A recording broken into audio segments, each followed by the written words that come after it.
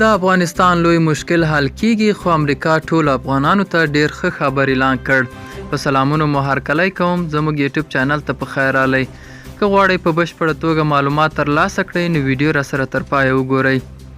سره له دې چې امریکا د طالبانو له واک ته رسېدو وروسته له افغانستان سره د پخوا په شان مرستې نه کوي، د افغانستان لپاره د امریکا سفارت وایي چې په افغانستان کې یو ستر روغتون جوړوي.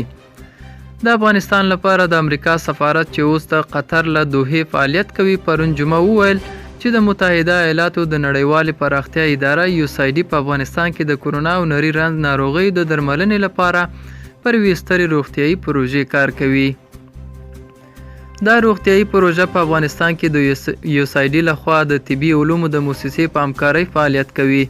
دا پروژه د نري رنځ یا توبرکلوز د تشخیص، وقایې او د درملنې او د کووید-19 ناروغۍ پر ضد د واکسین د چمتو کولو په برخو کې کار کوي.